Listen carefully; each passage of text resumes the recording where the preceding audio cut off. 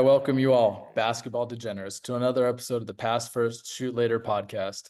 I'm your host, Zico Pepic, here with my co-hosts, Michael Van Wyck and Omar Almadine. And today I've got an amazing guest for you. Our good buddy, former Arizona University guard. The program has not been the same since. He is a writer. I'm just going to let Bagga introduce himself. Bagga, how you doing, buddy? I'm phenomenal. How are you doing, Zico? I'm great. Thank you for having me. Zico Buckets, Omar Buckets, my teammate Mike Buckets. This is amazing, man. This is so much better than watching Seinfeld on a Wednesday night. There you go. You would bring up Seinfeld too. Hey, giddy up. Man. That's a great show. It is a great show.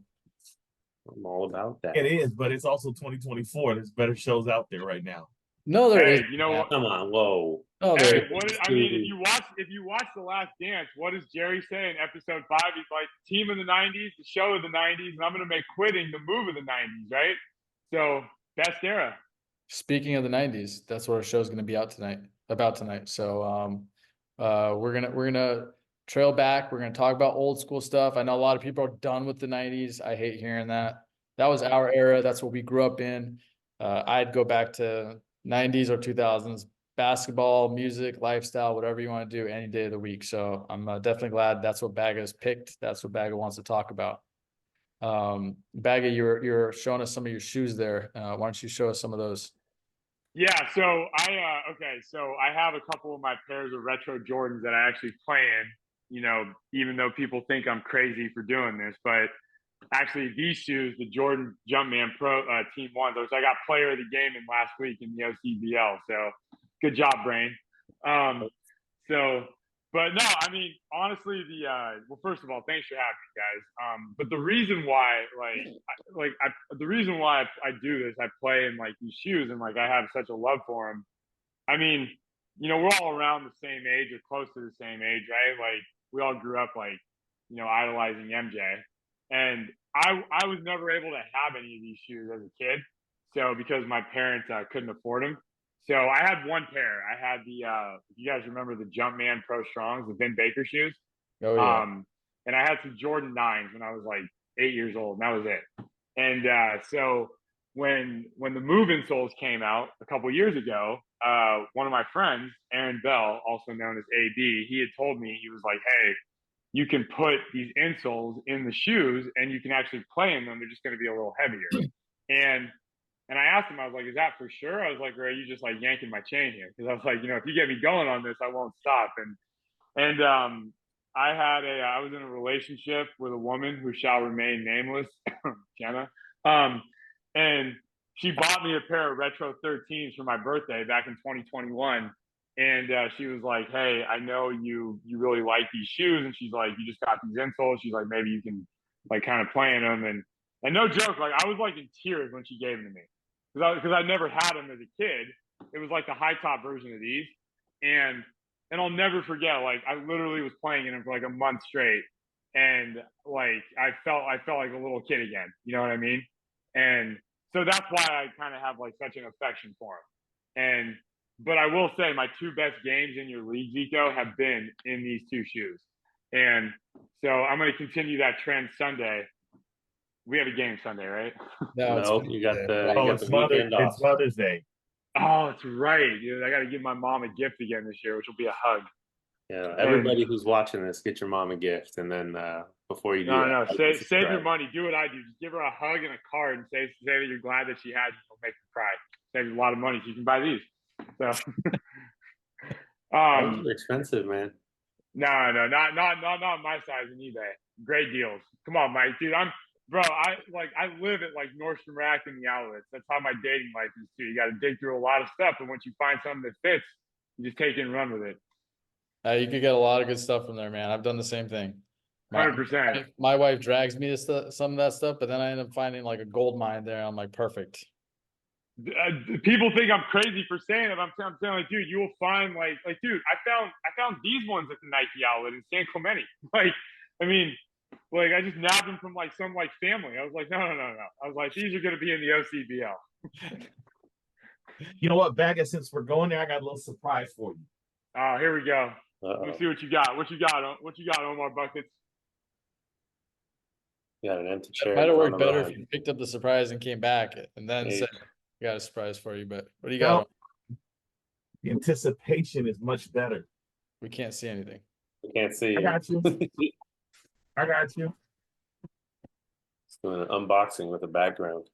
Wait, I think I saw patent leather. Yeah, you did. Whoa, are those the gratitudes?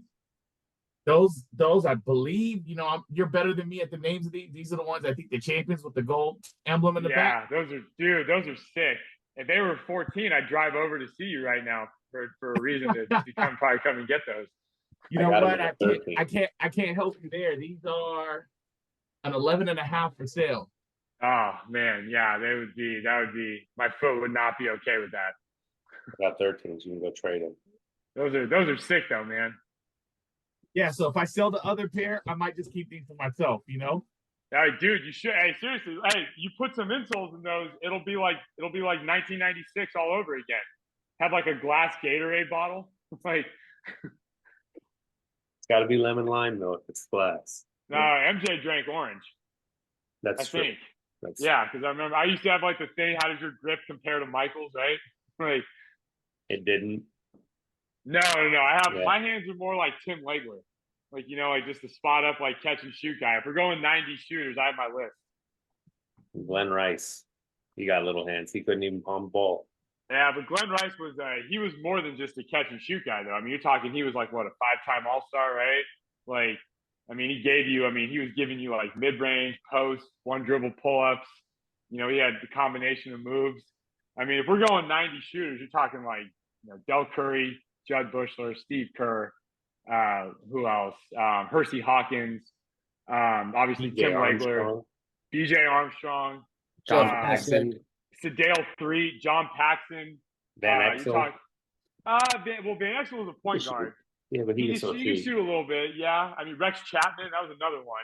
That was a I good mean, one. That's like a really good one. Yeah, those are. I mean, I used to, when I would watch obviously Reggie Miller shit, right? Like Ray Allen was coming. I mean, Ray Allen was like late 90s, 2000s, but yeah, like I would watch the NBA on NBC. Like, I mean, I fell in love with shooting at such an early age. Like, I would always watch the shooters, and like I messaged Detlef Shrimp on LinkedIn, like telling him that stuff. Like, Did you respond? yeah, no, actually, here I'll show you. Hold up, I That's can show you awesome. this. Hang on. Yeah, no, I tried to get him to our Saturday run. I mean, I didn't realize he still lives in Seattle. That left shrimp. If it'll load, yeah.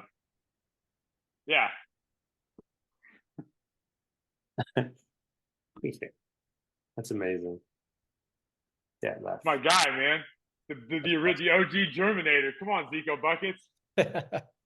Germinator. I love the European players, bro. I like. Oh, dude, of course. I was crazy about them. I loved Strength. I like Kirilenko, Kukoc.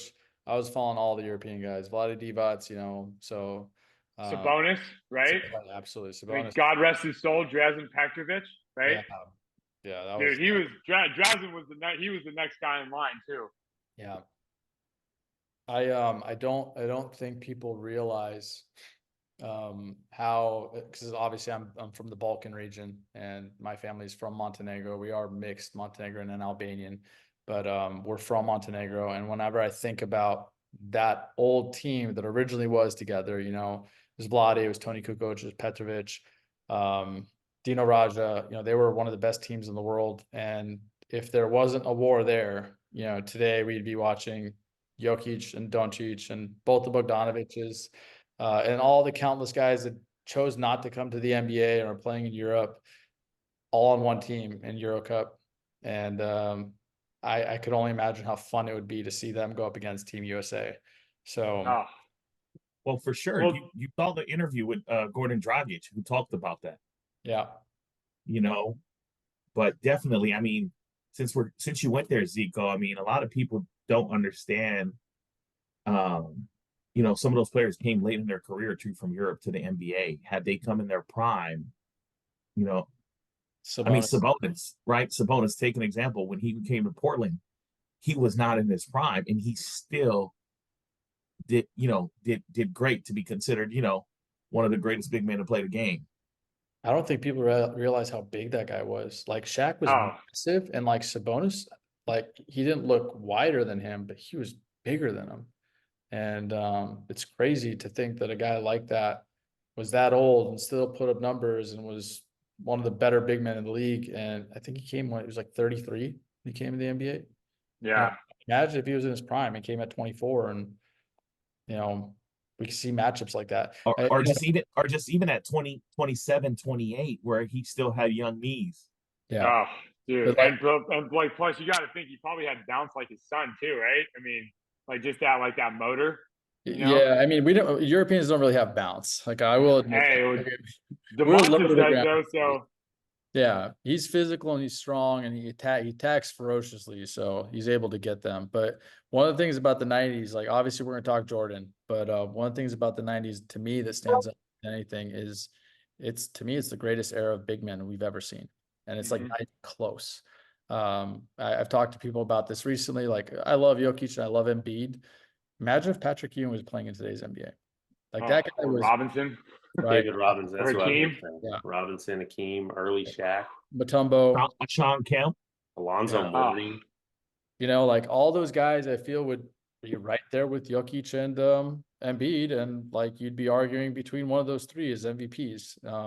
Zeke, I'll throw a name out for you that actually I think would kill in today's game too. And I know he's kind of bitter now, but Horace Grant I think, would be a stud in today's game too. The way he runs the floor and he could shoot the 15-foot mid range, right, with the pick and pop. I mean, but yeah, Dude, there's so many guys like when I think about like from that era, like even Charles Barkley and Karl Malone, like they'd absolutely dominate with to be that physical in today's age. Like if You're like, looking who's at to guard them, like you can compare like maybe Draymond Green and Julius Randle in terms of body size to those two guys, but like in physicality, like you're looking at Zion Williamson with a high IQ and a shot. yeah. I mean, you're not. I mean, you guys are also forgetting Grandmama, Larry no, not Johnson. forgetting Larry Yeah, Johnson. he's just another one. Like that era of big men was just so amazing. And that's kind of what ties me back to Jordan. It's like when you have a guy who's shooting over 50% at the field, like within a few feet of the basket with that many big men, he was dunking over all of them. He like made a goal, like a checklist to dunk over every single big man he could, and for him to do all those things in that era without really shooting too many threes. I don't, people think like he can't shoot. I think he could have. I think that just to him, it was a challenge. I'm going to go dunk on all these guys. And that was like the thing that just I loved about that era, the competitiveness, the desire Well, you to also, destroy their opponent in the paint. but you also had big men in that era that could shoot. It Yeah. wasn't common, but you're forgetting guys like the Sam Perkins of the world, right? Who Even can Rasheed. dominate you on, Rashid, that, but he also played in the 2000s. That guy, well, shit, deadlift shrimp too. well, we're talking about, yeah, there's a lot of them. I mean, you also Anthony Mason. Yeah. D-Doc, Rick Smits, Eldon Campbell. I mean, they all could have been decent. Well, think about if you had to go up against the Davis brothers, Antonio and Dale Davis today, how physical they were then, and it was crazy. Well, Yeah. you hear Shaq say, what's his face? Every time Shaq talks about contracts, you hear him mention like John Contact, right? Like even that dude could play like 30 years ago. Like, I mean, there was like Ronnie Seekley. That guy doesn't get enough love. Like that guy was a beast, man. Shout out to the Lebanese great. And he's a hell of a DJ now too. Like absolutely. I mean, absolutely. Even the guys that nobody thinks about, the Luke Longleys, the Greg Ostertags, Bill Cartwright. Yeah. There's a lot. I mean, remember, I think he was more 80s, but one of my favorite bigs was he was more of a forward, but Xavier McDaniel. If you guys remember him, like the X-Man. Yeah, he was. I think he was only like what? I mean, I say only like by NBA standards, like I think he was what 6'8", 6'9", but he was. I mean, he was. Remember they used to use the term Skywalker on all those NBA videos. Yeah, like dude, he was a Skywalker. And all those names we still haven't mentioned Hakeem. I know. We mentioned it. Well, I think Omar said it. No, no, Yeah, it was Omar said it first, I think. Yeah. no. We actually missed that name because I we thought, didn't talked you say about it first? Oh yeah, I no, thought you said it.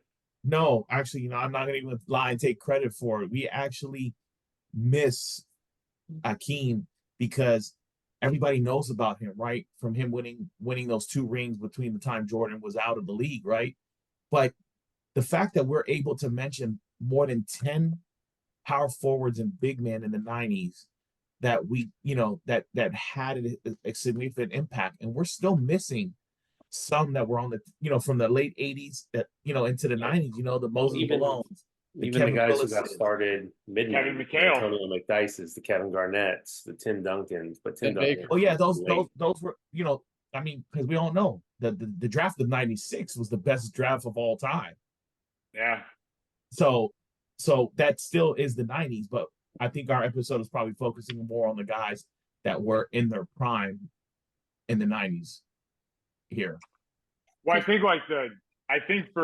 mean, obviously, I mean, again, like it goes back to MJ, and I mean, I know they're not, they're not friends anymore, but like when you think of like, obviously you think of MJ and Scotty, right? I mean, but Ken Rodman. We I didn't mean, mention Rodman. but the game of, but like the game of the week when it wasn't a Bulls game, like there was still so much good basketball. I mean, dude, if you're watching like Phoenix and Seattle on a Saturday morning from the Key Arena, like at like 11 a.m. Gary Pacific Payton time. going at it. Well, it Hell was- yeah! Like you're the watching league was Kevin much Johnson more. with Gary Payton, then you're watching Sean Kemp versus probably Barkley before he goes to Houston, right? And then you got to think they had what's the big boy's name? Oliver Miller, like right? Like and they had Rex Chapman, Dan Marley, and then Seattle had obviously Shrimp and Perkins and Percy Hawkins and all Tom those guys. Chambers. I mean, and then they had that what was his face? They had Nate McMillan. Like, I mean, that was so much fun. I mean, George Karl looked like a serial killer on the sideline as a coach. Like, and was like the villain from RoboCop, the first one. Oh man, there's another great movie from that era too, man. I'll tell you this. I got a story about about Sabonis because you mentioned him when my junior year at University of Arizona. That was Damon Stoudemire's last year in the NBA, and he came back to play open run with us. And we looked up his NBA contracts. That was like when Google was like having all that stuff like 15, 16 years ago. Or no, this is like 17, 18 years ago. And we were all at dinner. And the next day in the locker room, Stoudemire, I mean, like God rest his soul, like Coach Olson was in there. And Damon said that Sabonis basically pretty much like was the main reason that Damon got his second NBA contract because of him. And I remember hearing that and I was like, holy shit. I was like, that was like you said, that was just Sabonis with bad knees and stuff. But he said besides Vlade, he said like Sabonis and Vlade were the 2 best passing bigs of all time. At that point. I'm sure it's probably Jokic now. Yeah. Yeah, it's crazy because actually I remember there was a bit on Detlef Schrempf about this. In Europe, a lot of the big guys handle the ball way more than they do in the US, especially in that era. You'd have big men get a rebound and actually bring the ball up. And Detlef Schrempf was originally a point guard when he was playing in Europe. So when he came to the US, he was able to adjust and it helped Gary Payton and Hersey Hawkins because they could kind of outlet a little bit more. So if he got a rebound, they knew they could just go. And most of that was because in Europe, they play a lot of FIBA 3-on-3. And when you play FIBA 3-on-3, you actually play through the big man right out of the middle.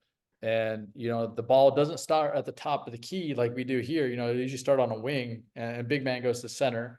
And then you start passing the big man, having all the guards cut. So when you start playing that way, a lot of those big men develop that drop pass. Vlade and Sabonis had that little drop pass or behind the back pass as guys are cutting. So it's just taught differently over there, and it goes through the big men a lot more. And something I'm kind of bummed about. I love seeing that Jokic can do it, but something I'm bummed about that more big guys don't do now, because now they're all stepping out and shooting threes. But when you put a big guy at the high post and you have guys cutting off of that, I think it makes basketball way easier for all the guards, all the shooters, it's just something that we've fallen away from. So I think that'll change though. I mean, now that Jokic has won 3 MVPs in the last 4 years, I mean, you got to think like now. I'm sure, like, I mean, Steph made, I think, the biggest dent, in my opinion, since Jordan, right? Like, I mean, if you look at the two most impactful players now, up but to a this good point, dent or a bad dent? I think it was a good dent. I mean, because now, I mean, I look at it like this because, I mean, think Yeah, about it. I coming mean, from a shooter. Coming from a well, I shooter, mean, but think of about it, like, course. but think about it, like, I mean, okay, Omar, didn't correct me if I'm wrong. Didn't you say that? Didn't you say that? I think you said your nephew or your friend's nephew or something was supposed to go to U of A next year, right? Or in the next year or two? Yeah, one of my friend's sons is Yeah. actually one of the highest high school players in California and the nation. And he actually committed to University of Arizona, which Bagga, I was going to ask you on Sunday. Let me know what game we're driving out there because I gotta go. Oh, dude, name it, and hey, we'll go to Dirt Bags. We'll get the chicken fingers afterwards. I It'll be don't a need lot no of fun. chicken fingers, bro. Marcus is gonna kill me. Please take a picture of Omar stuffing his face with chicken fingers. Oh no, Zico, you're coming with us, man. I mean, I'm taking Mike, you too, Mike Buckets, you too. We need a big man for the runs at McHale and at the rec center. So we need to show these frat guys what it's all about. But where I was going with this is, Omar, how tall is your friend's son? 6'9", I think he's listed at. Okay, so I don't know what his game is like, but knowing Coach Lloyd and, I mean, I've been to a couple games since he's been the head coach and knowing where the game is going, I mean, he's gonna have to have a 3-point shot in this era of basketball now. I mean, unless he's like a straight up slasher and he's getting to the rim and no, one step. he's listed as 6'8", 225, Okay. and he's a 3-level scorer. So he can actually stretch the floor, mid-range game, play down low. Like I mentioned to you, he's the #1 player in California in 23rd nationally. What's his name? Carter Bryant. Okay, yeah, I know that name. But, yeah, so he was a McDonald's All-American. He, George, he played in almost every high school All-Star game this year. Yeah, see, I'll say this because I was talking with a couple guys about this, and sorry, Zico. Yeah. Mike, you guys remember his father? Mike, he was our teammate. When we played in NBL on Doba, when we had those two-tone red and black uniforms. Okay. Who? Deshaun Bryant, the 6'7" shooter. Yeah, I remember Deshaun. It's actually his son. Nice. Yeah. I remember Deshaun. That's awesome, man. That's a full circle moment for you guys. It's got to be, right? Yeah, I mean, we've had so many guys pass through on our teams in that league. I remember Zico's like, I run the top league in Orange County now. So, that's my main focus is, making sure that all the Drew League guys know they report to me and not the other way around. No, I see you, Zico Buckets. I'm not like that. All the NBL guys the Muslim Basketball League guys, I'm still friends with all of them. I still connect with them, and we're kind of doing stuff together here and there. So I'm still connected to them, and because I was commissioner of that league, I remember every name, at least that played through Division I in that league. So yeah, there was, I think my contact list just from NBL went into like 3,000. So this crazy. Wow, seriously? Tournaments and leagues that we had. Mike knows there was 40 teams every season, and every season we would have like 50 plus teams register, so not everyone got in. Every season the guys were rotating. Guys would come play for a season or two and leave and come back, and there's constantly new guys coming in. So just with all the divisions, it was massive. And then the tournaments, like I mentioned before, we had a tournament that was 64 teams. So wow. I mean Bagga, shout out to Ish. Ish had Frank Nitty come play in the NBL league too. Yeah. Really? Yes, Nitty blessed that league too back in the day. Is he Muslim or is he? No. Go ahead, Zico. They allowed, so like for Division I, you're allowed to have 3 non-Muslims on the team. Oh, okay. If you have a team of 8, you need minimum of 5 Muslims, and you could have 3 non-Muslims. So that was kind of what we all did. Division II, you could have 2. Division III, you could have 1, and then Division IV, you could have 1. So we kind of balanced it. You didn't have to be Muslim to play. So we had a lot of guys come through.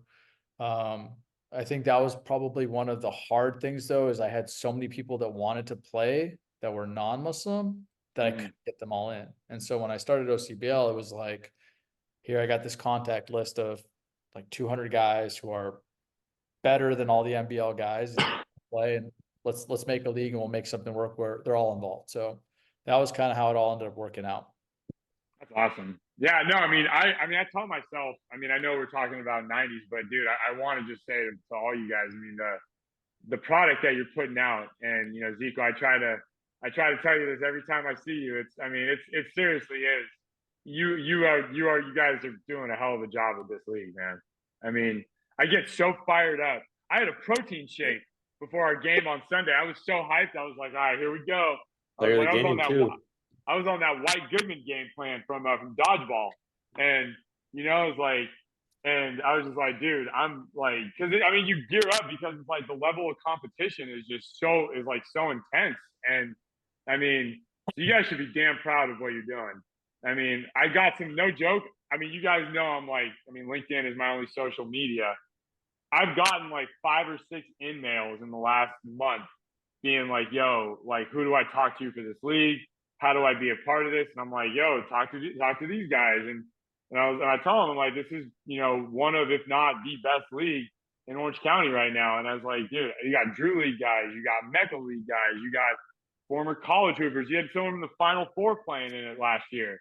Like, how cool is that? Like, you got NFL players playing in it. Like, I mean, Zico, like, it's getting better and better and better. And so, yeah, man, you should, I have to give you some massive props. I can't say flowers. I'm sorry. I just don't feel like it's still weird for me to say, give somebody their flowers. Like, I'm sorry if that gets me canceled, but like, I got to give you like huge props, and you too, Omar, like for all you guys for this. I mean, it's awesome. Like, thank you, buddy. We really appreciate that. Stick with those 90s. Apparently, you need protein shakes before every game, though. No, I'll be doing it again this Sunday too. Even if it is Mother's Day, you'll see me at Shoot 360 getting them up. There you go. Bagga, actually, you know what? Now that you're here, I have to ask you this, because the first season you played, so you're on Family Ties, and it's you and Nick and Connor and the twins. Love all those guys. Yeah, you guys had a great team. It was a fun group, and Adam joined the team later on. Yep. You guys ended up playing my team. I had Marcus on my team, so it was me and Marcus, and no one else basically on that team. But you guys did something, and I know you guys planned it. And I want you to admit to it if you guys did. I know it was probably Yannick that planned it. And like, I'm an older guy, obviously, and like, I'm injured, and like, it takes me like a half hour to like get warmed up to play these games, like to get right. And so like, I always take my basketball and I start doing my dribbling, and you know, like I got to stretch out, do all that stuff. And like, first thing that Yannick did was, first you came up to me, you just started talking to me. You start like distracting me, like while I'm doing my ball handle, right? It's like, here comes Bagga, and he's just talking and talking and talking. I get distracted, and next thing you know, Yannick comes, hey, can I see your ball really quick? And like, I was like, okay. And you're asking me questions, and it just went going. And then like the next thing I know, I have like 3 minutes to warm up. And I didn't even see my ball. Like Yannick took my ball, was gone. And I'm like, dude, these fucking guys playing this thing, just like make sure I'm not warmed up and ready. And then they had the twins full court press me the entire game. And I had 5 guys. Which ball was it? It was the old, the first one that we got, the first Molten. That FIBA ball that David is very fond of. Hey, listen. To me, listen. I mean, this was my thing. I told Zico this the other day. I was like, look, if we're playing with NBA rules, I think we should use the NBA ball. I mean, but he made a good point. I mean, he's kind of damned if he does, damned if he doesn't, right? Like, you know, no one's going to be happy. I mean, it's like Skip Bayless says, I mean, you know it and I know it, right? So, I mean, and I get that. I mean, and listen, I mean, I'll go 1 for 20, but like, if I look good out there while I'm playing, I mean, I can care less if we're using a pickleball. Like, I mean, you know, I can airbrush a basketball and put some images on LinkedIn, right? So, Omar, we were just talking about the basketballs. If I were to pick a Wilson basketball, would you be happy? A Wilson basketball? Yeah. If we play with the Wilson Evolution, were you not one of the first ones to say we're not playing with the Wilson Evolution? Yeah, I said that because, you know, we all play in the Wilson Evolution when you go to like 24 LA Fitness or any other run, right? So I don't have an issue with it per se as a ball. Definitely hate that Evo, the new Wilson Evo that they're playing in college and in European Champions League, right? But if we're gonna go Wilson, then we might as well go to the NBA ball. We're trying to turn this into one of the best pro-ams in Orange County.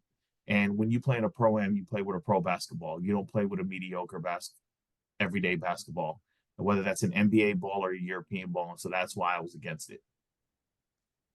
Well, I'll say this. I mean, and I'll say this. I mean, look, Zico, guys, either way, whatever ball that you wind up using, I mean, at the end of the day, once you roll it out, we're all going to play, right? And shooters shoot. Hey, Exactly. Let's go find that 4-panel NBA ball that they rolled out for a season and a half. Oh, that synthetic one? Hell Get a bunch of those. The one from 06, 07? Yeah, you remember that? Yeah, I used to shoot around with that thing. It's like a sponge. Yeah, that thing is terrible. Yeah. Destroys your hands. Yeah, it slides everywhere, man. It's awesome. It's like it's been literally like looped up. But you know what, Bagga, the interesting part about the molten Euro ball that we use, right? Right now, we're all on the older side of things, but like you mentioned, we have a lot of guys that come in there that are professionals, so-called professionals, aspiring professionals. Want to play in Europe.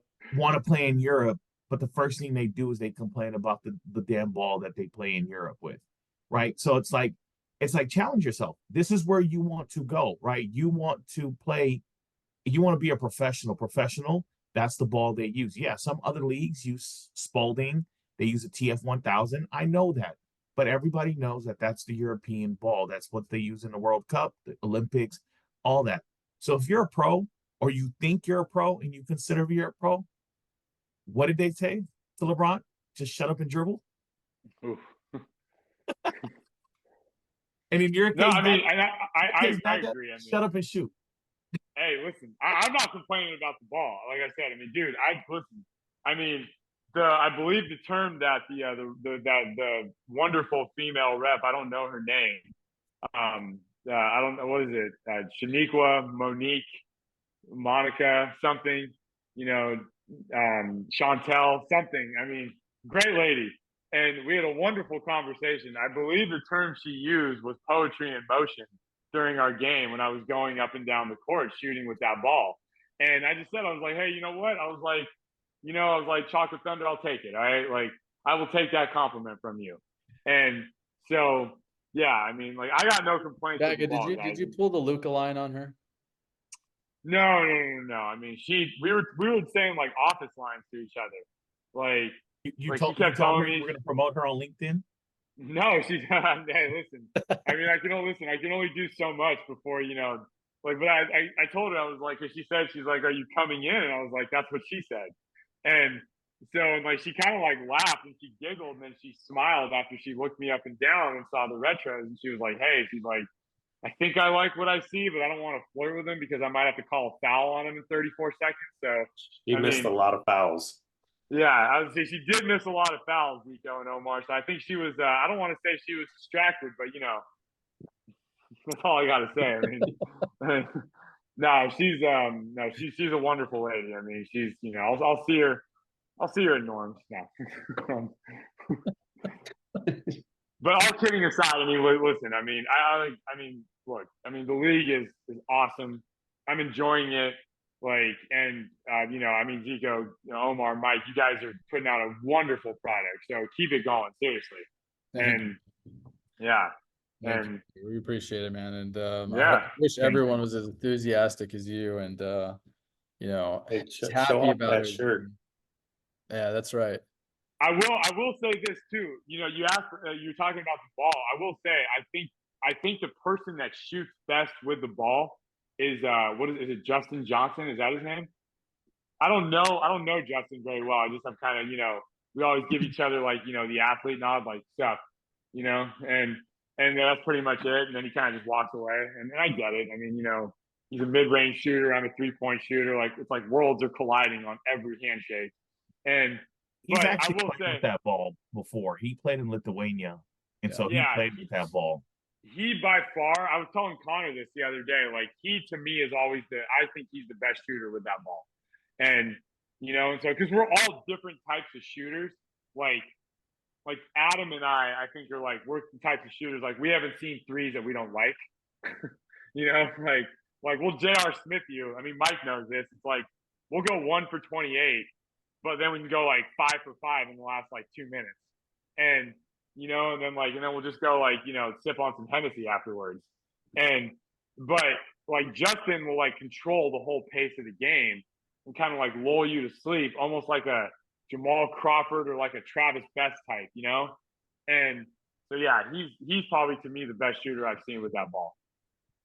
You know what? I have to come to my teammates' defense here, but the best shooter and guard with that ball was actually Steve Burt. Steve Burt. Which one? Was he the guy that dropped 65 on us? I mean, when I say us, I mean Adam. No. Steve Burt. No. Steve played last season. 2 seasons ago. Yeah. He was our point guard that ended up leaving right before the playoffs because his former coach called him and said, "We don't want to be relegated to Division II, so come back to Greece and play one last game." Wow. And he's still playing at 40 years old in Greece right now. Yeah. Oh, good for him. I mean, dude, that's way better than a gyro.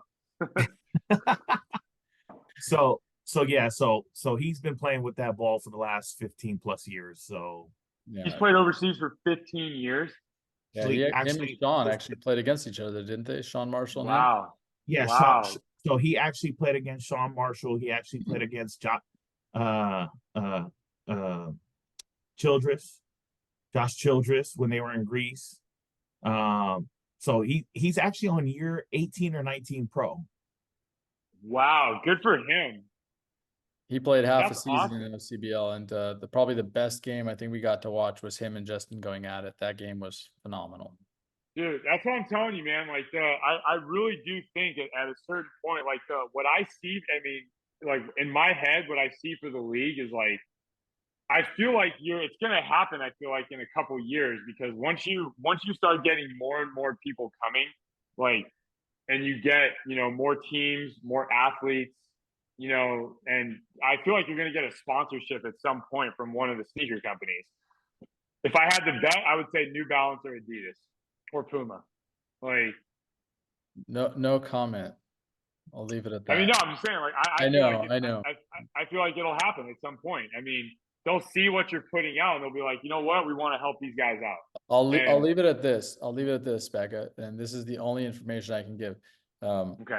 New Balance said that they don't do that, but I'm not saying anything else about the other ones that you mentioned. So just leave it at that. Yeah, no. I mean, hey, you know, I mean, if you want, I mean, all it takes is a couple emails on LinkedIn and we can change your mind. So, I mean, hey, I man, see that guy like this. If you can get New Balance, I'd be happy. The CMO, I mean, I'm connected with the CMO on LinkedIn, always promoting stuff about like the collaborations and stuff. And I mean, look, in a perfect world, like, I mean, I'd want to be on a Jordan poster, right? Like, you know, and I mean, you have like the OCBL, like with all of us in the background, like, you know, in this family, nobody flies alone in Orange County, right? Like, that would be the dream right there. Like each one of us wearing a different pair of retros, like someone has like an earring in their left ear, like, you know, like, that would be like team, like instead of Team Jordan, it's like Team OCBL. That'd be dope. Yeah, I don't think an earring would work well with me. It'd be probably. I could pull it off. I saw that scene from Mean Girls where they did it to Lindsay Lohan. It didn't look like it hurt that bad. So great movie. Great movie. All right. Underrated movie, right? Very much. Let's go back to the 90s. One of the other things that like bugs me about the 90s is when people start saying that who did Jordan play against? Like there was no guards that he matched up against. I think people forget really quickly how many good perimeter players there were in that era.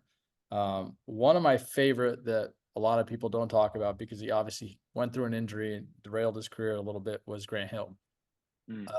Grant Hill would probably be one of the best players in the NBA right now. He's, you know, could play the 1, 2, 3, 4. Great defender, could score. He's kind of like a better version of Scottie Pippen. Personally, that's how I looked at him. But how did you guys feel about him? Was that a player you guys were fond of? Oh, hell yeah. Are you kidding? I mean, obey your thirst? Come on. I mean, that was the only time I wore Steelers is because of that guy. I know. I actually had a pair of Fila's because of him too, man. They weren't the greatest shoes. I will say that. Very true. Yeah, I mean, when everybody was standing in line for like Jordan 12s, and I was looking at some like Fila Hill 2s, I was like, you know what? I understand why me and my dad are at the front of the line now. So, yeah. Yeah, but Hey, Grant Hill's one, Penny Hardaway's another, Dominique Wilkins, Gary Payton. You know, there was a lot of guys in that era I think people forget about. well, I mean, there's a lot of guys that went from that era into the early thousands. You got Jason Kidd, who obviously had a longer career, but he came in same time as Grant Hill, and he was good. You got tons of dudes that they just, like you said, they forget about. I mean, the John Stocktons, the Jeff Hornaceks, Clyde Drexler, Joe Latrell Dumars, Sprewell was in there, and that dude Chris caused Mullen. problems. You have Tim Hardaway. You got Ray Allen, who people don't even remember how he used to play. They only think he was, a corner 3-point shooter for LeBron. Yeah, Right? most Ray most Allen, people think about him as just a shooter from Miami and Boston. People forget yeah, about Jesus Shuttlesworth. that's what I'm saying. He was legit. You got Mitch Richmond, you got Dan Eddie Marley. Jones, there's Dan, so Dan, many Dan players. Marley. You got Dana Barrows. Dude, Dan Marley, I don't think people realize how like much of a piece of shit that guy was. Like if you watch him play, he was one of the most like Easy, easy. you know what? He was like Adam in that era. Like ducking threes and would play physical. He'd get into everybody's face. He wasn't scared of anybody. He was ready to fight all the time. And he was a specimen too. When you look at him, like he for a 2/3 man, the guy was ripped. And again, just physical as hell. And he was one of those guys that would be running around chasing Jordan all the time and getting in his face, getting into it with him. Have you guys seen the NBA Superstars Volume 2 video from 1993, I think, or 94? You know what I'm talking about? Yeah. Can't remember. If you get a chance, it's on YouTube. I watch them all the time. So, like, because I just love them that much. Like, but Dan Marley's song, I think, is like a Shania Twain song or something. Like, they do music videos for every player. And, like, you see, like, Dan Marley, like, shooting on the outside court. He's, like, throwing it off the backboard to himself. Like, and to Zico's point, yeah, like, that dude was a killer out there on the court. And his restaurant was awesome in Phoenix, too, by the way. Well, and I think he's coaching now too. So he's coaching Division 1, which is good. But one player we haven't touched on or talked about in today's episode in the 90s, which I consider is one of the most underrated guards, is Mark Price. Yes. Yes. And a lot of people, even others, forget to talk about what he was doing in the NBA in the 90s. I think even what was it? Steve Curry even said that like Mark Price was like kind of like one of the guys that he looked up to like back in the day, and like he just I mean, dude, like they were teammates I think in Cleveland for a couple of years, and I mean, bro, you talked about like two of the purest forms. I mean, Mark Price was like he almost was like Steve, like a little bit of Steve Nash before Steve Nash, I think, right? That's a good comparison. Is that fair to say? Yeah. I would say also with a better jump shot. Yeah. Dude, and you talk about Mark Price and also Ron Harper before the injury. Yeah, that's another good one. You got lots of guys. I mean, Craig Elo, that dude could go. Mookie Blaylock. Mookie Blaylock.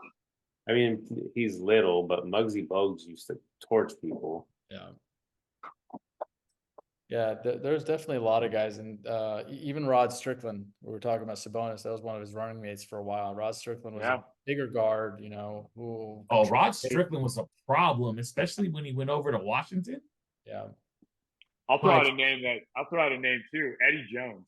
Yeah. Eddie Jones. Everybody forgets about him, but there's so many because again, we talk about the 90s, right? The 90s had so many good players. And I mean, we can go down the list. We talked about shooters. People forget about the Nick Andersons of the world, Dennis Scotts of the world. 3D. You know, what about Chuck Persons or Terry Porter? Yeah, there's a lot. Or Jeff Hornacek. The biggest problem, I think that kids nowadays, they look at it and the 90s, they weren't as athletic top to bottom, right? Like your superstars were still as athletic. but they played more fundamental basketball, more physical basketball, more skilled basketball. So there's not all these highlights like everybody said, oh, look at this guy had a, double pump reverse on the opposite side. That would have been his best highlight in the 90s. It's just they didn't do that then. It wasn't as athletic, Sean because if Kemp you did. did that, you're getting Kemp did pushed to the everything. floor. Sean Kemp did everything. Well, yeah, and that's what I said. The superstars did it. But if you look at if some random dude who came off the bench went to double pump through the lane, you're going to get laid out. But also, one of the things that I think it's mislooked in situations like this is basketball is just played differently. There's a lot of guys come in and they're looking to get theirs today, whereas back then everybody was playing in a system. Unless you had a fast break, it wasn't just unless you're Michael Jordan, players of that caliber, where you could go out and get yours. Everything was run within a system. A coach controlled every play. There's a reason why the scores were so low. The defense was much, much better. And coaches controlled every play of the game. It's more like mixing college basketball, old school college basketball with today's NBA, like somewhere in the middle.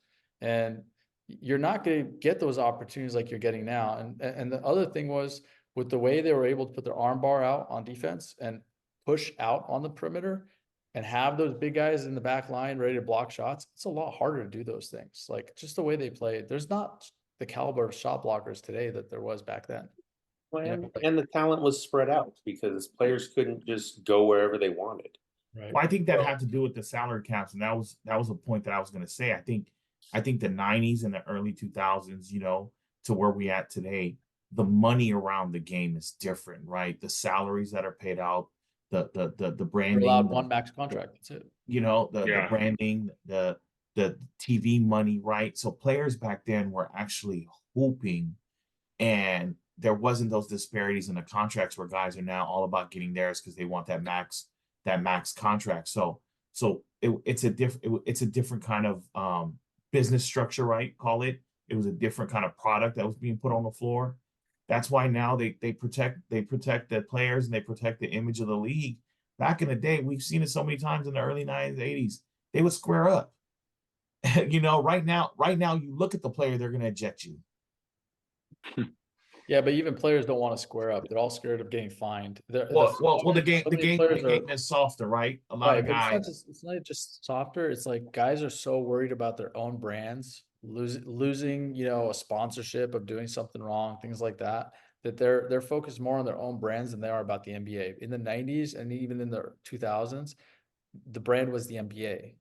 It was NBA basketball. Now everybody's there was no social media to put things on replay and share it again. And because even if you saw it live or if you saw it watching the TV, you'll see it on ESPN the next morning, and then all of a sudden that episode's done. Now somebody can pull up something. What Draymond did, kick somebody in the nuts, could pull it up 6 months later. And so look what he did back then. Yeah, imagine if Dennis Rodman had today's social media and all the things he pulled in the 90s. He would probably officially be our president and be rich. Be fine. Yeah. But that's the thing too. It's like that.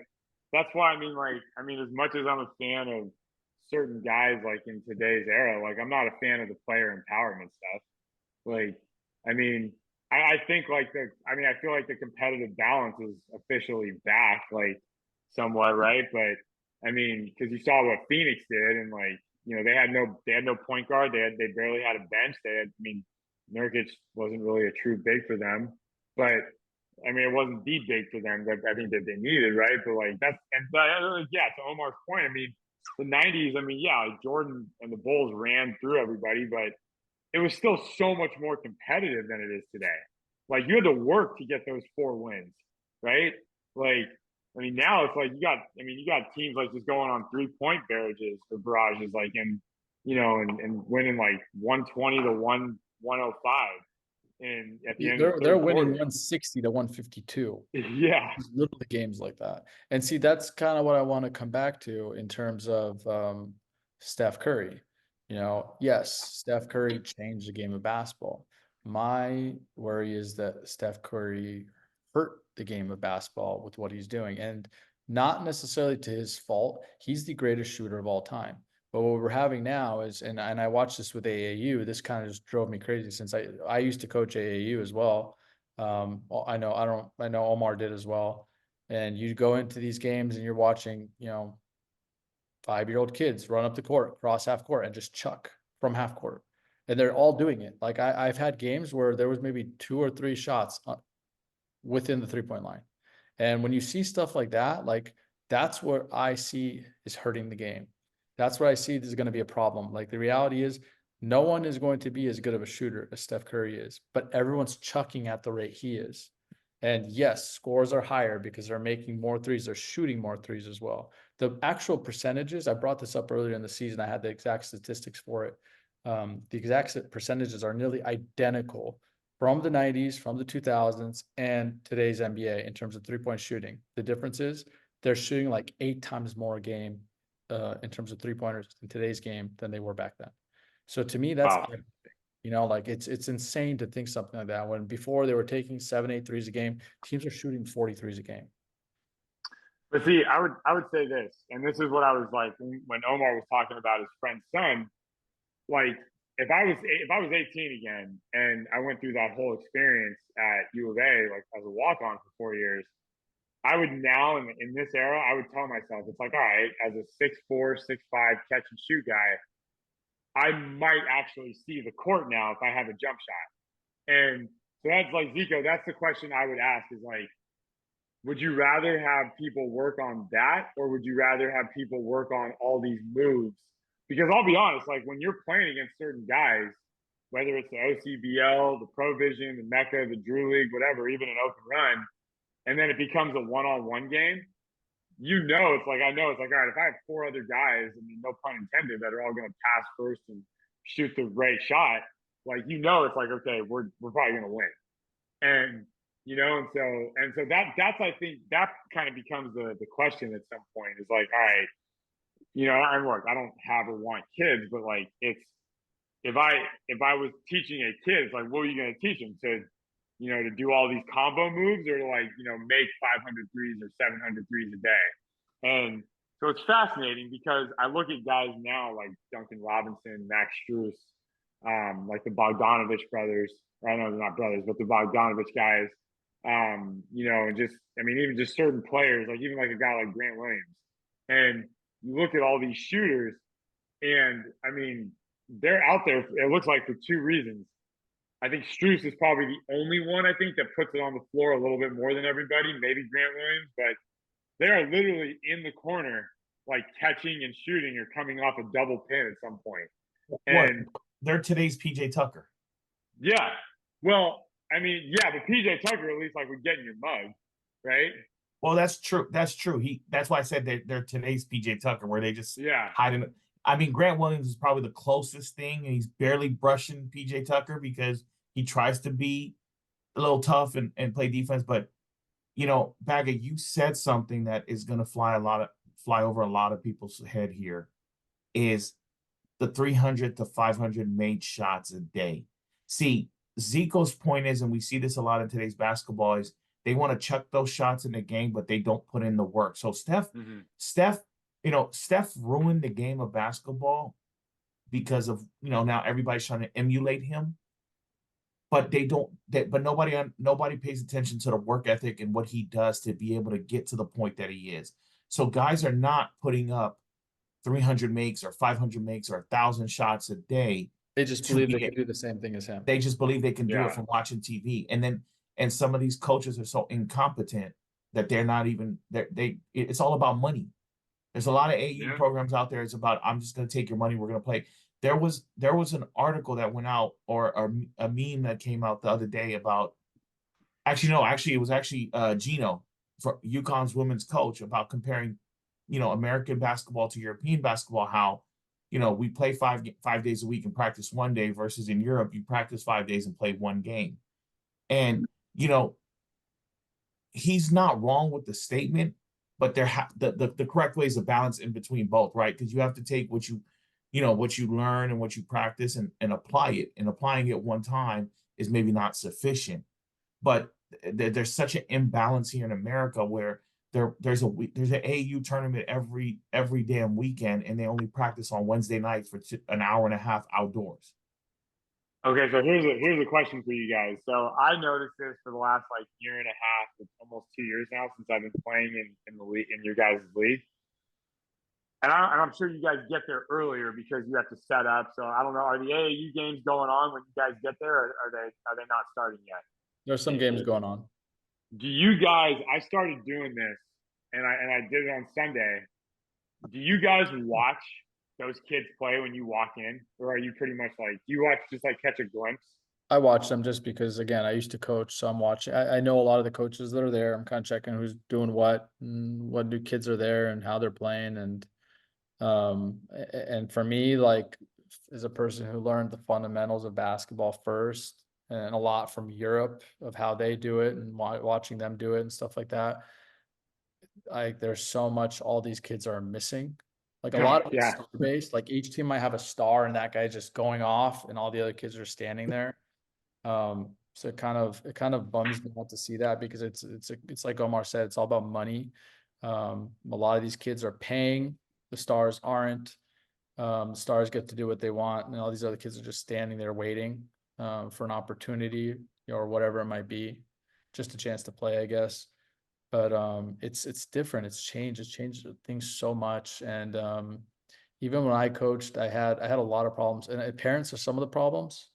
Like, when I was a kid, um, if my coach yelled at me and I did something wrong, like, to me, I was like, oh man, I deserved it. I made the mistake. I made the error. Like, to me, it's like I own up to the mistake.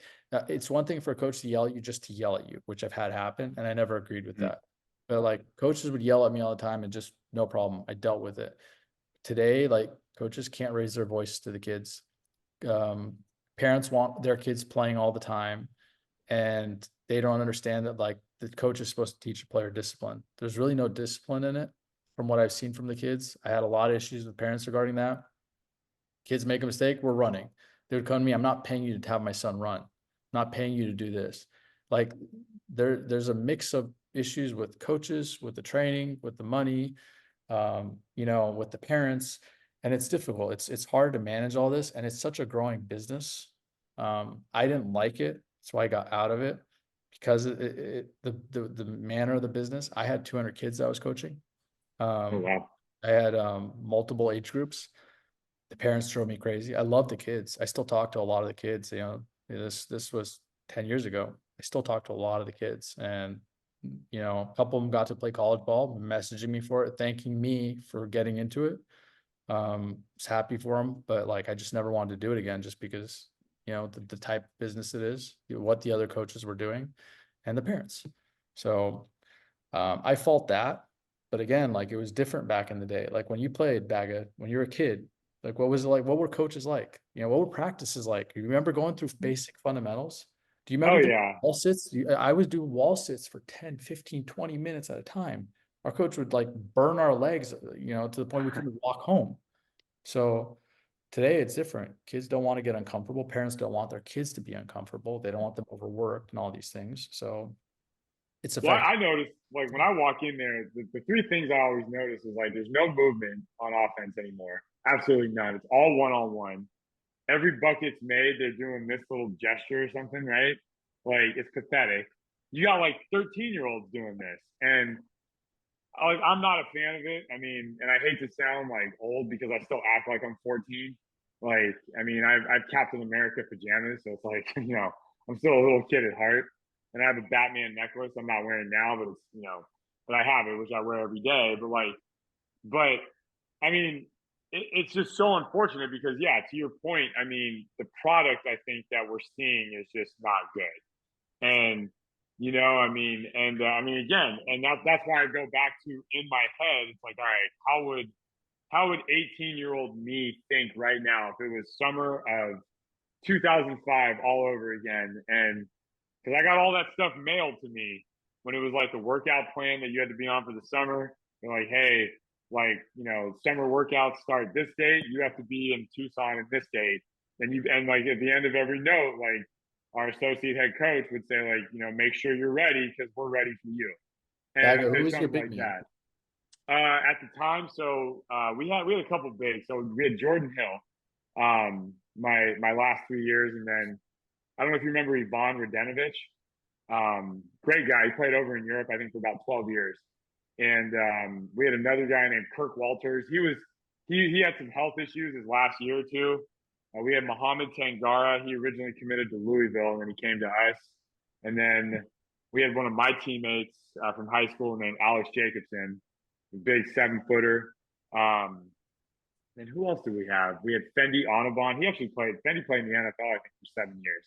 And so we had some guys. I mean, Here's my question though. You were just talking about how you didn't get an opportunity to play at that period because I chose to walk on because I wanted the real experience to do right. it. It was either that or JUCO. One of the things like I point out was playing with a pass first big man opens the floor for a lot of guys. And I know Jordan Hill was a super athlete and was draft pick. He was a great player for the time that he played in the NBA. He played for multiple teams, played for multiple years. But how much different do you think it would have been being on a team that has a big man who's like Sabonis at that time, who's getting shooters wide open, getting guys cutting? Would that have put you on the court more in that era? Would that have helped your team more? Yeah, I think so. I mean, and that guy was on the court. He just happened to play for another team, and his name happened to be Kevin Love, and he was with UCLA.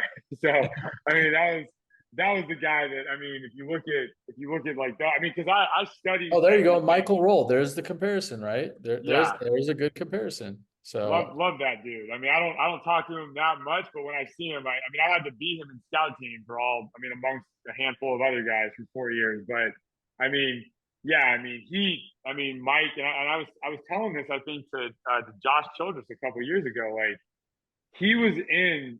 I mean, he worked his butt off. Let's just say that number one. His work ethic. I mean, I've seen him in some of those workouts, and he would just outwork everybody. But yeah, I mean, his situation at UCLA. I mean, when you had bigs like Love and Alfred Aboya and Mbah Mute and Ryan Hollins, like, these are all guys that he could feed off of and go to the corners and let it fly. I mean, and kind of play off of them, like you're saying, Zico. And so, yeah, I think it would have been different, but I think also too, like, at least from what I remember, Coach Olson always wanted like a 4 or 5 man that could average around like 12 to 16 a game. And he had that like with Channing Frye, he had it with Lauren Woods, he had it. I mean, God rest his soul, he had it with Michael Wright. And then he had it back in the day. I mean, God rest his soul, with Sean Rooks and like those guys. So, I mean, he always wanted that was just his style of bigs that he always recruited, from what I remember. Yeah, that's kind of what I've like wanted to like refer to, like in terms of play style. Like, I think shooters were important. I think you just needed to have the right team to make it work. Having a big man in the paint and having shooters to spread the floor so they don't double him, make them pay for doubling was important. So I think that definitely affected you. But like, that's kind of the comparison even of today. There are guys who are on the end of the bench that could shoot. They're not playing because they can't play defense. That's what teams are looking for now. They're looking for the 3-and-D type of player. They're looking for the guy who can run the floor and back cut in the offense for easy dunks and stuff like that. So it's more of a play style situation. The NBA changed to it. I think the NBA is going to have to adjust now as guys like Steph Curry are fading out. Trae Young is the guy that we all thought, or they thought, was going to be like the next Steph Curry, the point guard who can shoot like that. And he did get to one Eastern Conference Finals, but since then has been a little bit of a disappointment. And I think there's going to be a lot of guys that come in like him that aren't capable of playing defense, but are chucking up shots every possession that they can. There's not a shot they don't like. Even if they're effective at distributing the basketball, like if they don't have all those qualifications, which most players don't, the NBA is going to have to adjust. And with big men coming in like Jokic, like Embiid, like Wembanyama, Chet Holmgren, it's going to affect the way teams are playing. So I see a shift coming. I don't think it'll be the big man shift that we saw in the 90s and 2000s, but I definitely think there will be a shift back to that type of basketball where we're looking more towards half-court basketball, especially if they change the defensive rules, which I pray to God they do, because I can't stand like 160 to 152 point final games. Well, I think also too, and I don't know how you guys feel about this, but like, do you ever watch the runs? Like, I played in them when I used to live in LA. I played in them once or twice. It was the Rico Hines runs at UCLA. Yeah, I played on him Um, multiple times. so I snuck in a few times, like I think what was it, summer of '11 during the lockout, and I had a buddy that well, actually Danny Kavik was his teammate, Sinqua Walls, the actor, and like he would tell me, he'd be like, "Hey, they're playing in the men's gym at this time," and I remember like playing against some of these NBA guys and like D League guys. And I was 24 at the time, and like, and I remember I used to tell Sinqua this is like, man, if you throw like legit like five of us on the court with against five NBA guys, even if we lose, like I think it'd still be respectable because we all move the ball and like pass the rock and cut and screen and do all the little things. And and yeah, I mean, I think that's what, like to your point, Z. I think that's what's missing from a lot of the youth ball too. And but I mean, I think that when you look at like just all the actions in the NBA, like that's I think now if you're a big, I think you're gonna have to probably pattern your game off of a Jokic, right? Like I mean, now they want bigs that can probably bring it up the court. And I mean, I think like Jokic has redefined what the center position is now. So I think that's going to be fascinating to kind of see as the game evolves. But I mean, yeah, but for me, like as a catch and shoot guy, primarily a catch and shoot guy, like I have no problem with all the threes. I just think that, I mean, me personally, like I would probably tell all these kids that's what you should be working on, not all the one on one. What does Barkley say? Like the dribble, dribble, dribble, dribble, dribble stuff. Like, I mean, I think having a jumper is way more valuable now than it ever has been before. I agree. It is valuable. And again, I just feel like if you can, example being, if Shaq would have played in the era with Steph Curry and they somehow would have been on the same team, and now you have a guy who can shoot threes and you have this dominant center in the paint, which is what still drives me crazy that the Golden State Warriors have no center on their team. I just don't understand that concept. Well, But they're hanging. I mean, dude, they're hanging on to what they got. I mean, that's like they're literally riding that wave until they can't ride it anymore. And I think we're gonna find out this summer how much they're still gonna ride it. yeah. By the way, Beck, I have to throw this out there since you mentioned the Rico Hines runs. Shout out to Nikola Dragovic. I think you remember him and Yeah, played against him at UCLA. Great guy. the mess he caused at UCLA before he was suspended. But shout Yeah, out to him no, because he got me into those runs. he was the best. I mean, he probably won't remember me, but like he was because I think he graduated what 10 or 11, right? No, I don't remember him. The first year he was there, I think was like 07. Yeah, so I think he was 11 or 12. And so he would have been either a freshman when I was a senior, I think, or a sophomore when I was a senior. But he was probably the best pick and pop guy at the time in the Pac-10, like, and one of them in the country. And people don't realize like how good that dude was. 6'9", 6'10", he stretched the floor. Whew, that guy can play, man. Yeah, he didn't know too many Balkan players when he came, and then I had a couple friends that were meeting him, and he brought us to go play with them. We played on his team, got to play against Westbrook, Collison, Mata was there, Kevin Love was there, and Monterreal. yeah, and so was Josh Shipp and Aaron Aflalo. So it was good Yeah. runs. It was good runs, and I got to play a couple times Rico Hines runs, and it was a lot of fun. It was a great experience. But yeah, Dragovic, unfortunately, his time was cut a little short. So he was a great dude, but he definitely had a, let's call it a mean streak to him. Oh So no, I will do all those guys did because one of my good friends growing up, I don't know if you remember James Keith, yeah, but James Keep, yeah. James used to sell me all my Jordans in high school. And like we would trade like gear and stuff. Great guy. And I remember he would always tell me, he'd be like, bro, like he would say Dragovic and then this other guy named Reeves Nelson. And Reeves was there after I left. But like he would just say like these guys are just like he would just say like they're like they can be like, they have a switch that just goes kind of on and off with them. And I remember hearing that from him and I was like, wow, because I think he was a senior when they were all freshmen.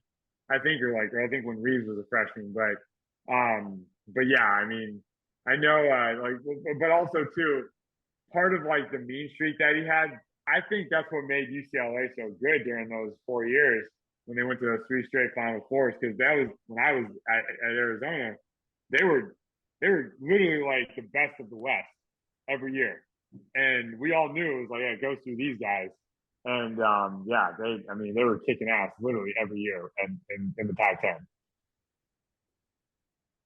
Yeah, that was a fun team, honestly. Yeah, because that was my favorite UCLA years when that group was playing together. And I actually, you know what, the Earl Watson years were really fun to watch too. Guys, Oh yeah, with Matt Barnes and yeah, Jelani McCoy, and yeah, yeah, that was a those are fun good. group too. Those two groups with that Collison, Love, Jason Capono.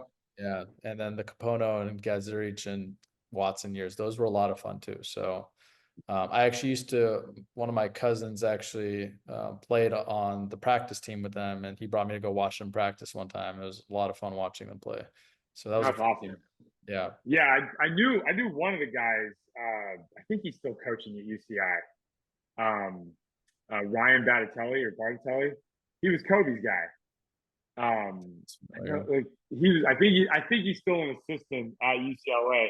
He's super close with Cameron Sufi, or at least he was, like back in the day. And but yeah, Ryan I think was an actual walk on at UCLA. I think because I haven't talked to him in a while, but I know that he's been at UCI now for like at least 15 years. Cameron was boys with the coach that got him into the NBA. Scotty Brooks. Scotty Brooks, yeah, from UCI. Yeah, Yeah. yeah. I was his ball boy. Oh man, ball boy. Actually, I remember this too. So when I was in high school, my high school coach was actually good friends with Jerry West. And Oh he was wow. with the Memphis Grizzlies. Yeah, he was with the Memphis Grizzlies at the time. And they had their summer league. They used to play at the Long Beach Pyramid, if you remember those old days when Oh hell yeah! I used to go there every summer. yeah, me too. I loved going to those games. And so the Memphis Grizzlies needed a place to practice. So he told us, we're clearing out the gym. We're not practicing for a whole week. They're going to come in, they're going to use the gym. And so Cameron Sufi was on that team. Nice.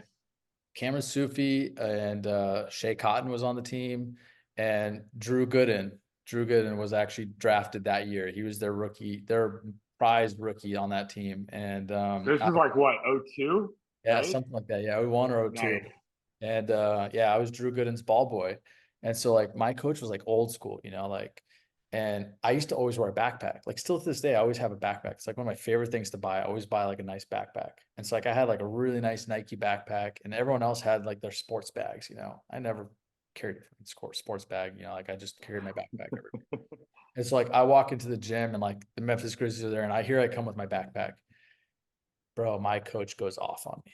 He's like, just embarrassing me in front of the whole team. Cameron Sufi knows me already. And so he's listening to my coach just like drill me. He's like, how could you be so disrespectful? You're walking in with a backpack like that. Like you should be professional. Like these guys are all carrying sports bags. You should be doing this. You should be doing that. Like, and he loved Drew Gooden. He was always raving about Drew Gooden. He's like, let's see what kind of bag Drew Gooden wears when he walks in. Like, here comes Drew Gooden, like right behind him. Headphones on, doesn't hear anything, right? Backpack on. Like almost the exact same backpack as I have, like walks right by my coach. And bro, my coach got like as bright red as you could fucking possibly imagine, storms off into the fucking locker room, and like I'm dying of laughter. Cameron Sufi goes right up to Drew Gooden and tells him what happens. Drew Gooden looks at him, he's like, yo, you're my ball boy. You're my ball boy. Nice. So I was his ball boy the whole time. It was freaking hilarious. My coach made me run for it afterwards. I didn't do anything, but I had to run.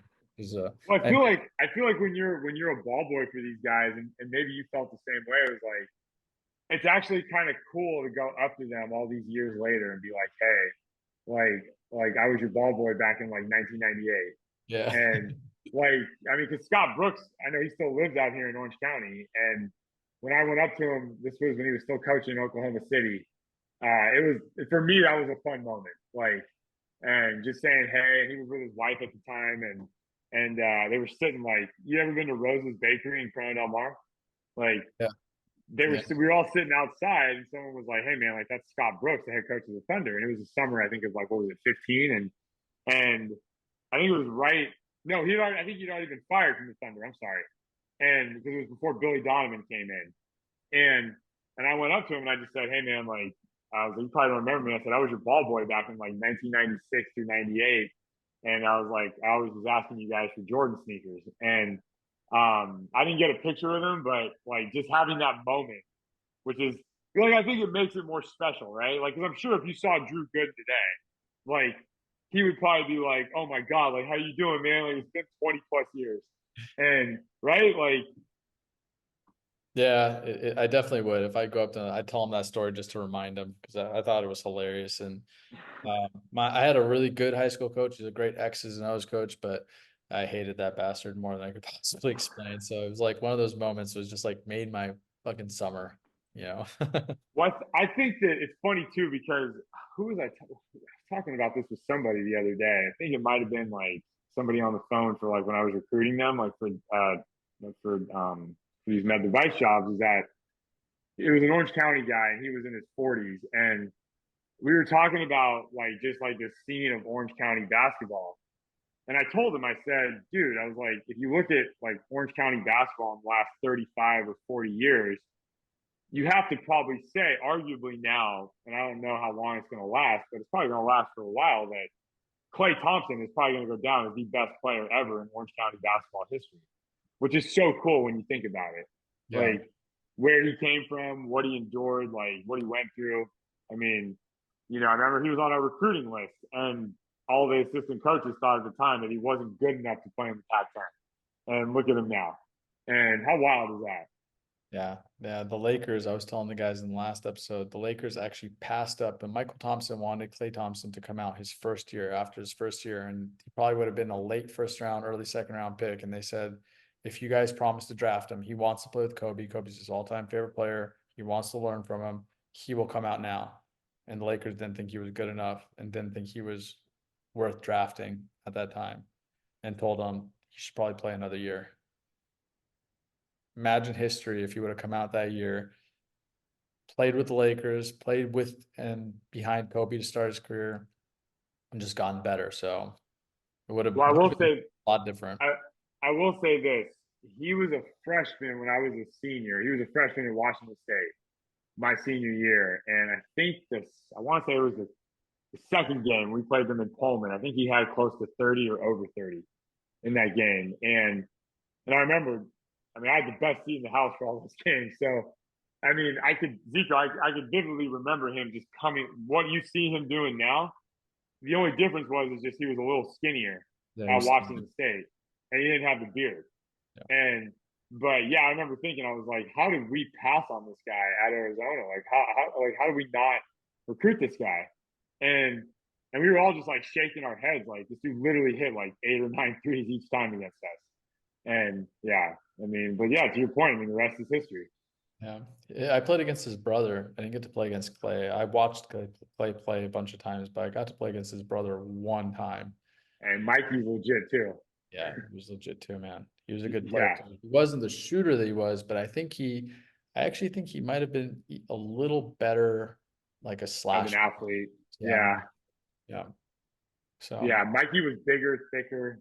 Because Mike's a year younger than me, and he played at Pepperdine, and Danny probably played against him a few times, I would think, right? Because like the West Coast Conference, like I'm sure Danny probably had to guard him a bunch, like during his 4 years, and because we're all like a year or two apart, but yeah, dude, I remember thinking back in the day, like in those summer workouts at our old gym at Lakeshore, and you used to work out and hoop there. Like, I remember thinking we all thought Mike was going to be the pro, like he was going to be like have the same type of career as Klay, like just be in the league for 10 plus years and maybe win a ring. Nobody saw Klay coming, and if they tell you they did, they're lying. Like, because we didn't see him coming. His dad did. His dad did, but Michael said he's going to be better. After that, I remember after my senior year, which was his freshman year at Washington State, I remember I was like, dude, that kid from Santa Margarita, I was like, Michael Thompson's son, I was like, that kid's he's gonna have a chance to make the NBA, not just because of his dad. And yeah, but yeah, you have to put him now, I think, in my opinion, as the best player in Orange County basketball history. Dude, even the third brother, Trace, he ended up becoming a baseball player, played for the Dodgers. He was a freaking stud in basketball too. He just liked baseball more, the whole family was just studs. So yeah, greatest player from Orange County for sure. I don't think unless I'm forgetting somebody or just there's someone. I remember they used to say Adam Keefe, right? They used to say Adam Keefe because he played in 2 NBA finals with the Jazz. Yeah. But dude, I mean, Zico, it has to be Clay. I mean, 4 rings, arguably. You're gonna have, I think, when Clay retires, and remember, it's the people are forgetting about him because it's the playoffs, and the Warriors aren't they didn't make it past the play-in. But think about this, man. Like I mean, I think Clay has another 3 years left. That's what I think. And 5 or 10 years from now, there's going to one of the best debates, and I am all here for it. Is going to be It's going to be a quirky debate, but it's going to be awesome. It's going to be who has the best shooting form in NBA history, Klay Thompson or Ray Allen. Yeah. And it's going to be between those two guys, and it's going to be a fun debate to have. Like, just when we're in the men's league, when we're just in passing, like, that's going to be fun. When Clay comes and plays with us Wednesday nights with the Oh, Rivian. oh my God. Him and Michael roll. They'll come. I mean, Clay will come at some point because Jordan will probably tell him, like, hey, like, there's these runs on Wednesday and Saturday, and he'll be like, hey, you need to. I mean, unless Clay just completely says, hey, I'm done with basketball, but I don't see him doing that. I don't see him doing like, that. I could see him like when he's, because what is he, 34 now or 35? Like, I know he's a couple years younger than me, and I could see him in 7 to 10 years, like, just still, playing once or twice a week for an hour and just literally hitting every shot on every human being. Yeah. Actually, me and Mike recently played against Norman Powell. You played against him too in the Tuesday night. Yeah. And Mike, what did he have? I think he had like 49 points, was it? Something like that. 13. Yeah. So I don't remember. Everything was like, my hand was here every time, and like smack me, be like, good defense, just drill every 3-pointer there. Everything he shot went in. But you know what? The game was close. Was it?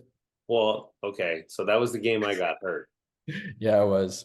That was we were down 6 when I got hurt, and then you guys didn't have anybody to guard. Who was it? Travis Ware.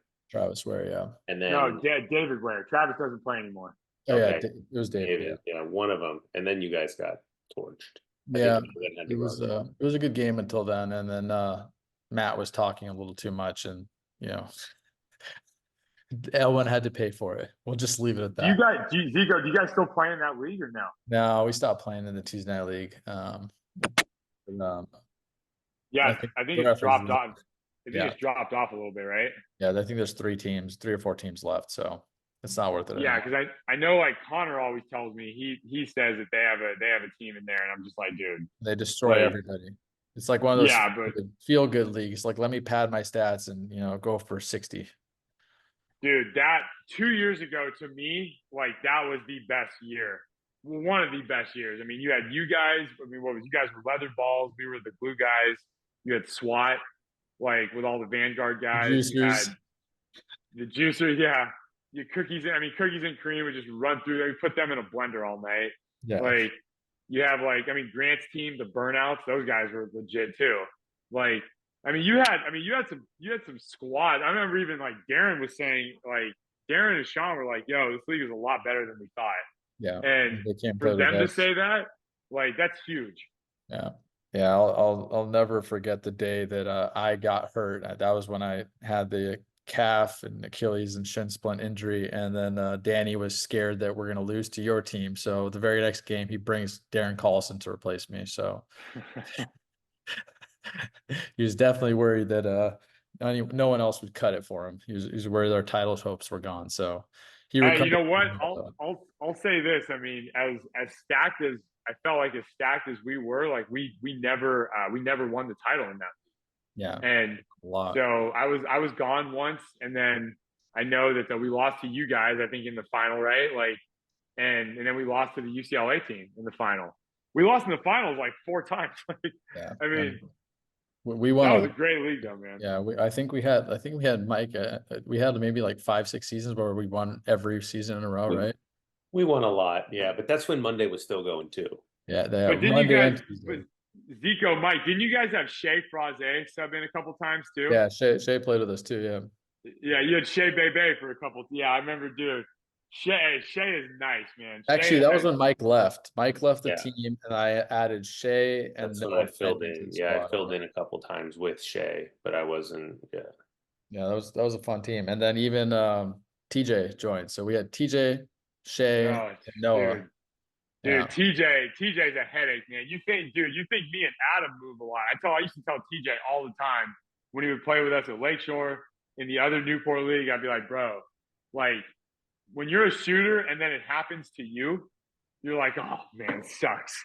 like, like The it's like one thing about karma. TJ was he was so much fun to play with, but I hated playing against him because he flopped so much. It's like every It's time true. you got close, he just fall and the refs would call it, and I didn't touch him at all. That would drive me crazy.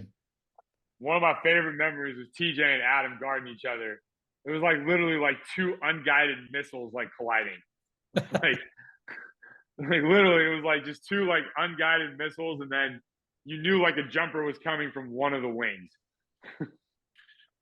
All right, Bagga, we're gonna start closing the show out, and one of the things we do with every guest is we ask them who are their top 10 players all time.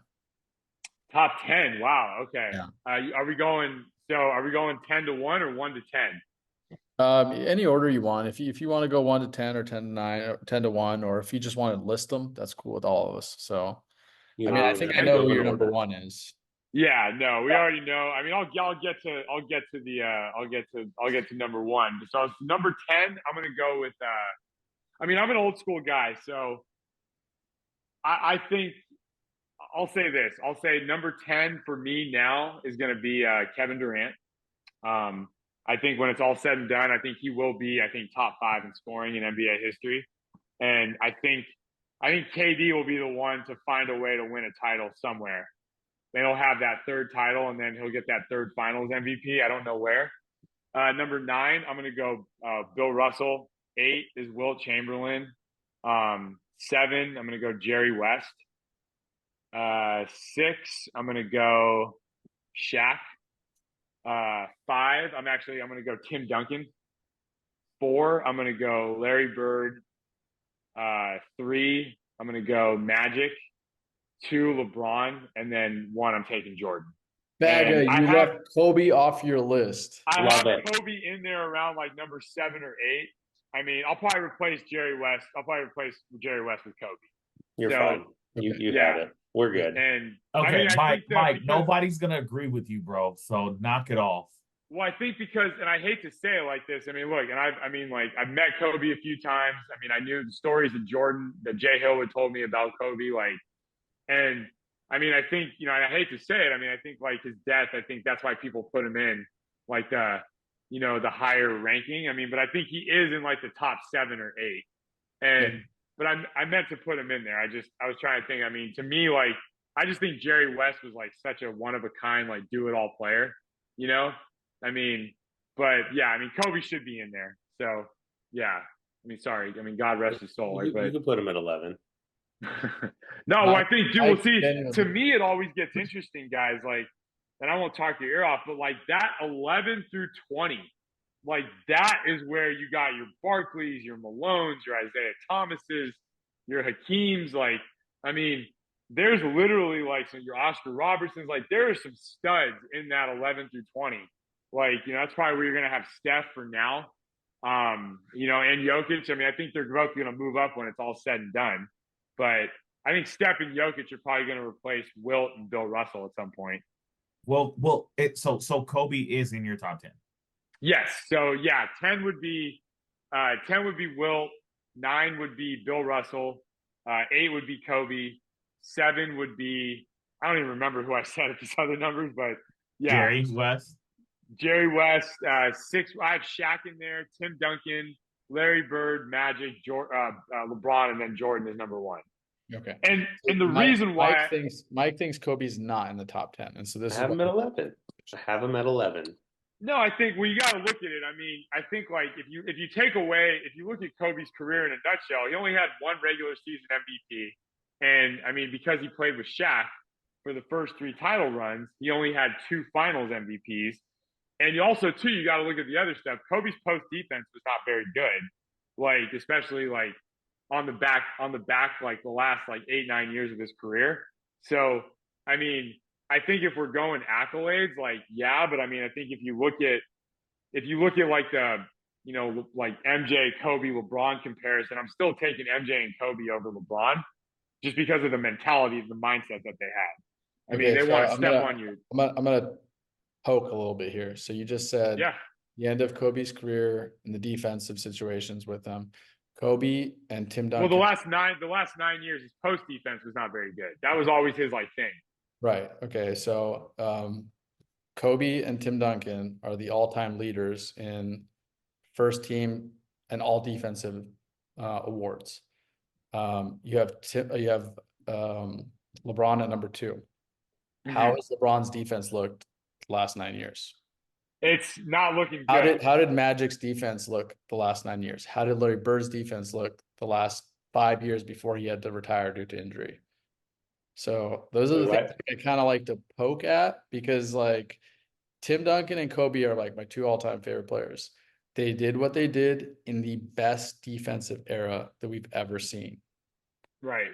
Magic Well, I would say this. I think because and again, I go off of some of the stories, like, and I don't talk to him anymore, but like when Jordan Hill would tell me this stuff, I felt like when I was hearing it from him, I would always ask him, I'd be like, hey, like, what do you see? Like, what's his like real big weakness? And he would always tell me, he'd be like, yo, like when teams scout him, they always just say like his post defense is like terrible.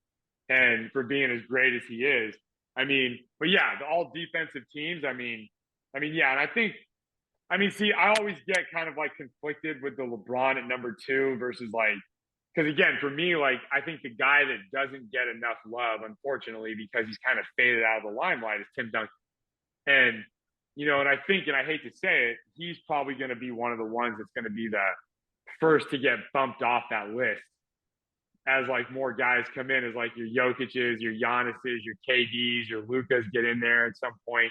Because I mean, Zico, they're all coming like on that list, and so I think the one thing that will keep Kobe and Tim Duncan, or the 2 things that'll keep Kobe and Tim Duncan on it, is they have 5 rings. I don't think Steph and LeBron are getting another one. I just personally don't think they will. And they also have those all defensive awards. So I think that's going to keep them on the list. We did 2 full episodes where we debated this and argued and just screamed at each other, and it was pretty funny. But like we went through a lot of criteria for this stuff, and I think one of the downfalls for a lot of NBA players today is they don't have those defensive accolades because they don't care about it as much, especially from the star players. And it's unfortunate. I think Jokic in particular is actually a really good defensive player. He just doesn't get credit for it. But he's a situational defender, though. Right. Well, so is Larry Bird. Well, they all. I mean, to your point, like they all are now, except for like a PJ Tucker or like guys like that, or like a Bruce Brown, right? Like who's like a real 3-and-D or glue guy. Right. But yeah, I mean, but for me, I always say this. I mean, and look, LeBron is a marvel, and he is. I mean, he's in that conversation, but the guy's playing in his 22nd year. And if you look at what MJ did in 13 or 14 years with the 10 scoring titles, the 8 or 9 all defensive teams too, defensive player of the year. That was the other thing. Kobe never won defensive player of the year. So like, I think that to me has something to do with it, but also too, like, and to your point, neither did LeBron. Right. So, but yeah, I mean, like, I think both Kobe and LeBron were on, got votes for it, but neither of them won it. LeBron got close 1 year, and that was the year in Miami. But yeah, I think there's obviously a couple things that affected them. Kobe was more of a perimeter defender. He could not guard bigger small forwards. He struggled because they would all post him up. Paul Pierce used to destroy him in the post. Paul Pierce had that weight, and he would just back him down. And Kobe was lighter than most of those other guys, so that did affect him. But his perimeter defense, Phil used to put him on point guards. People forget, he was chasing Tony Parker around every series. He didn't guard Ginobili. He guarded Tony Parker. He would guard every perimeter point guard. He guarded Jason Kidd all series. He guarded Rajon Rondo all series. On the perimeter, he was actually a phenomenal defender. But the second he guarded a bigger guy, I think that was probably the difference with Jordan. Those guys couldn't really post Jordan up. I think Jordan was a little bigger and definitely stronger than Kobe. So I think also Jordan had the longer arms and the bigger hands. Yeah. So, but I will say this, to your point, this is where I always will defend Kobe, is that he's missing 2 more regular season MVP awards that he should have gotten. Well, he should have gotten. He should have got the one that they gave to Steve Nash. So that that one in 2006, and then he should have gotten the one in 2009. that they gave to LeBron in like LeBron's first MVP in Cleveland. That should have been Kobe's. Kobe should have 3. Shaq said it best. Nash has 2 MVPs. Him and Kobe each have 1. Yeah. You know, when it's an award that writers pick, you know, as opposed to if NBA players picked, Kobe would have multiple ones. Shaq would have multiple ones. LeBron would probably have more right now. Jordan would probably have more. The fact that writers do this and there's a bias in it, you know, it is what it is. You know, there's not much you could do about it. Yeah, and that to me too. Like, I mean, I think like I remember this as a kid during the Bulls' last 3P run. I thought, and he even said in the documentary, I think 96, 97, 98 should have been 3 straight regular season MVPs for Jordan. Like, because I mean, if you did it in the 80s with Bird, and if Jokic has 3 in 4 years, I mean, there's no way Karl Malone should have gotten that one, in my opinion. Even Gobert has 4 all defensive defensive player of the year awards now. He just won again, you know? Yeah. So it's different. It's different. And you know, Westbrook won one MVP, being the 7th seed, you know, like it just blows my mind that they did that. There's a bias to it. And the reality was a lot of writers did not like Kobe. Wemby's going to start stacking up defense player. Oh yeah, he's going to win a lot. But I think he's going to get a couple MVPs too. He should have won this year. I agree, 100%. Completely agree. Something about these French guys getting the defensive player of the year, man. What's going on? European fundamentals, man. They teach you that stuff first. You know. All right, so here's a question for all 3 of you guys. Who is your MVP next year? Wemby. That's a good question. Really? It won't be Wemby next year. No. Anthony Edwards. Yeah, I think Anthony Edwards or Shea Gilgeous-Alexander. Yeah, it'll be one of those 2. Maybe Luka. Maybe they get. Yeah, those are going to be the 3 next year. Those are the 3. Yeah. Those are the guys competing, but the NBA right now is going to market Anthony Edwards. Yeah. Yeah. I know, Mike. You say Wemby's the face of the NBA, but I think Anthony Edwards has beat him to that chair. Yeah. Well, yeah, he's got those extra views right now, and he's putting in work. The only other guy that I could see jumping into that conversation other than Jokic and Embiid might be Jalen Brunson if he continues what he's doing this season, this playoff season into next year. And if Julius Randle is healthy next year, I could see that team being a 1 seed or 2 seed during the season. Don't discount the NBA going all in on Tatum and the Celtics if they win a ring this year and he gets Finals MVP. I don't think they're winning a ring this year. I'm just saying, don't. I know, but I don't think they're going to. I know. I actually think because New York is up 2-0, right? I mean, I think New York could fuck around and actually get to the finals. Like, I mean, it's a huge if. I mean, if they have Randall, I'd give them a better chance. But I mean, like the way that like these Nova Knicks are playing, like, is unbelievable. I mean, like they actually might be able to like put this all together and make a run. I mean, because the league is better when the Knicks are better anyway. Yeah. But yeah, I mean, like I think that for me it'd be Edwards, SGA, and then Luka, and then Wemby's like right behind them. I think Jalen Brunson is a great story, but I don't think he's gonna if the Knicks get to the finals this year, then he would be probably a front runner for that next year. But yeah, I think Anthony Edwards he's the guy. Yeah, he sure looks every bit of it right now too. He's just torching people. And I think Wemby's issues, he just doesn't have the squad. And I don't know what the Spurs plan on doing, but they definitely have to retool for him to. You can't be out of the playoffs and win MVP. You know? No, I completely. I don't think he's going to win MVP next year. I think he will get Defensive Player of the Year. Depends on if he makes the playoffs or not. If he doesn't make the playoffs, they won't give it to him. I disagree. I don't think they're going to hold that against them if they don't make any moves. We'll see. I wouldn't be surprised if someone else wins it. I think it'll end up being Chet just because his team will probably be the first seed in the West. So, but we'll see. Yes. All right, guys. Thank you guys so much. David, this was so awesome having you on, man. I love it. Yeah, thanks for having me, guys. It was fun. Thanks for joining. You're welcome back whenever you want. Oh, dude, hey, don't tempt me with a good time. I might actually wear the retros in the next conversation. Will you be lifting up your feet so we can see that they're actually on? No, you make a little beer helmet. I mean, I don't know. I mean, you saw the roast of Tom Brady. I don't think you want me to spread my legs like Kim Kardashian. So. Oh man, I got so many little bits I could use for Instagram. This is awesome. Hey, I mean, I'm just saying. Yeah, I mean, I don't want to get you. I'm not going to get you guys in trouble or anything, right? No, you're No, good. We're good. You were No. fantastic. Yeah. All right. As long as my MILF sees this for Mother's Day, we're good. Hey, who's the point guard for the OKC Thunder? Shea Gilgeous Alexander right now, right? Yeah. Or Josh Giddey? Omar loves referencing Josh Giddey every week, every episode. Just like I mentioned Kobe, he mentions Giddey. Because like Josh, it never gets old. Well, dude, I'll tell you this fun fact before we jump off. So He MILF, missed that. He missed that joke, Mike. No, I get it. I hear. Trust me. No. But the reason why I missed it is because actually, I'll tell you guys a fun fact real quick. So I'm trying to bring my MILF to one of the games, Eagle, and I'll introduce you guys to her too. But I've already met her. I already met her. Wednesday night runs. She's oh, that's right. You did. That's right. You were one of the few brave ones that came up to introduce yourself. Everybody else was like, no, she's too old. I'm like, dude, it's all good. Like, I was like, she doesn't bite. I was like, she's not a housewife. Like, but dude, long story short, so her daughter, she has a daughter that goes to Laguna Beach High School. Her daughter is friends with the girl that whose parents accused Josh Giddey of all the stuff.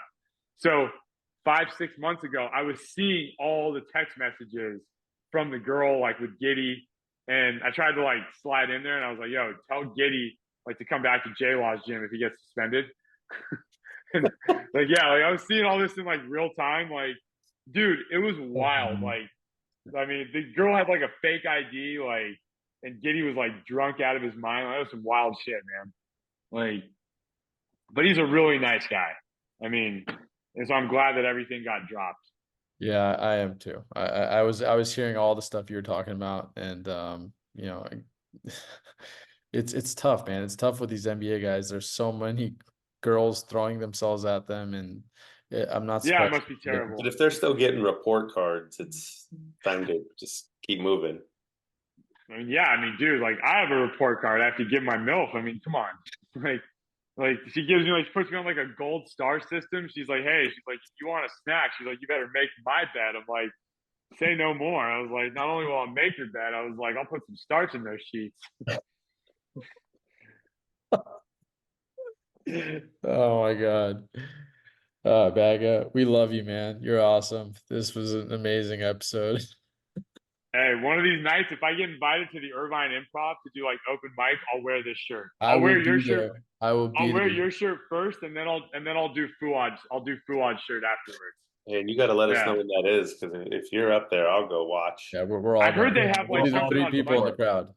I heard they have like something on Monday night, supposedly. Like someone was gonna look into it for me, but like my parents are like, I work with my family, and they were just like, hey, keep it off LinkedIn. I was like, dude, are you kidding me? I was like, this is gold. I was like, come on. I was like, you think people don't want to hear about like some guy with a mouthpiece just like talking to MILFs all throughout like the Western Hemisphere? This Like, kind of sounds like the movie Baby Reindeer that's on Netflix right now. yes. I will say this: if you guys have Amazon Prime, watch like what is it called? Like not Anyone But You. It's called like The Idea of You with Anne Hathaway. Like this rock star dates like a cougar or a MILF, and like it actually like it got me thinking. I was like, I'm really grateful for the situation I'm in. So yeah. I'm sure my wife's gonna love this. Thank you for the recommendation. I didn't get you in trouble, did I? Are you guys okay? No, we're fine. Okay. She loves romantic comedies. We'll leave it at that. Well, dude, my relationship's a romantic comedy. I mean, it's I wouldn't say it's romantic, but it's definitely a comedy. I mean, All right, Mike. How do we end the show, Mike? Everybody got to go like and subscribe. David's doing it right now if he hasn't already. Well, I've been subscribed on YouTube for like the last year and a half. So boom. Appreciate you, Bagga. Listen, everybody be like David. Shoot your shot, get buckets, like and subscribe. Yeah, even if you go 8 for 24, a really good foreign woman will come into your life.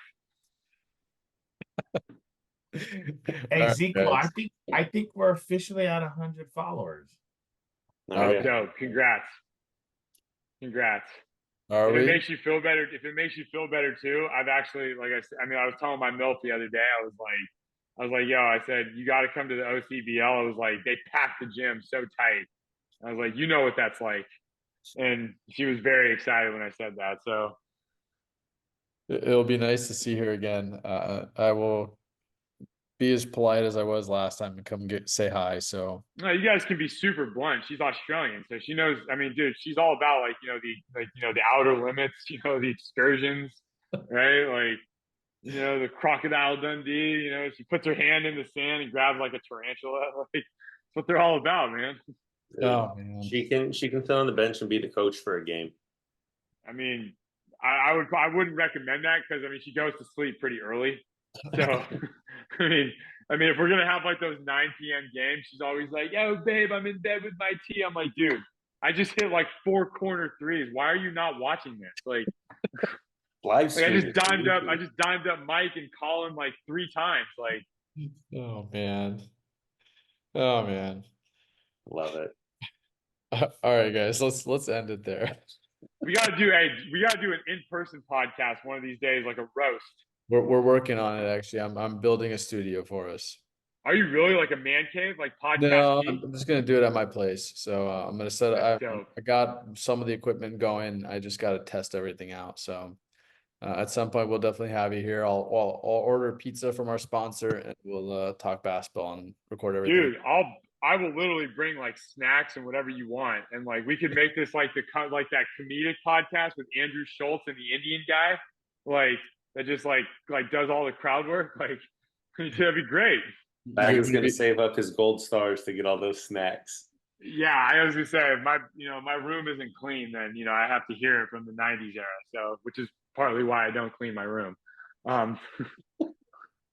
You'll be on the first episode. I have it set up, Bagga. Zico, you're the man. All right, guys. Thank you guys again. All right. All right. Have a good night. All right, guys.